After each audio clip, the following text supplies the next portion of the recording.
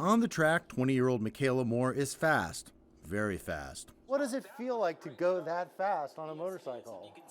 I enjoy it actually. It's like a sense of, as someone say, freedom. This is the first race of last year's Moto America Build, Train, Race series, sponsored by motorcycle manufacturer Royal Enfield.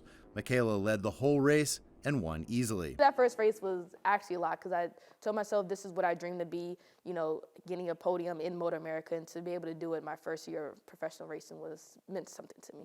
And what happened in the second race? Race 2, I think the gap may have been maybe a little shorter. But you won again your second I did. race. And race 3, race 4, race 5, race 6, and race 7. You won every race the whole season. I did.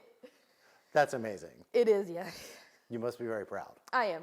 Everyone's proud of me. I'm proud of myself. As Mikayla is out there bringing home trophies, she's also representing the sport as one of the few female African-American motorcycle racers. Do I stand out? Sure. But at the same time, I feel like I'm just that star that's shining because everyone's trying to figure out who I am, what I'm about. She says she's been warmly welcomed by the racing community. They see me, they're like, oh my gosh, it's so cool to see you here because, we don't see much of you guys out here, not alone just being a woman of color, but just women in general racing. Mikayla has been riding motorcycles since she was 6 and racing since she was 12, supported by her family and in particular, her father, Will. I just wanted to keep it fun. But over the years, looking at her talent and realizes this is something she actually truly wants to do, the gears started to change. Will Moore runs this motorcycle shop and riding school outside Washington, D.C. It's now home base for Mikayla's racing career. Will hopes her success on the track will help change perceptions around race in the United States. So I feel like Mikayla will create or recreate a different perspective and narrative as to how our culture is addressed. Because when they see Mikayla, the color's obvious, but what you see is, man, that is a good-spirited person. She's a sweetheart.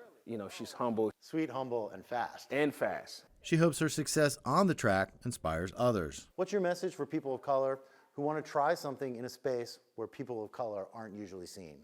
My message to anyone is just, if your heart tells you to go for something, I would say do it because the reward will be better.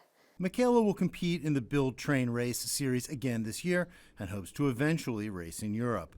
Jim Spellman, CGTN, Clinton, Maryland.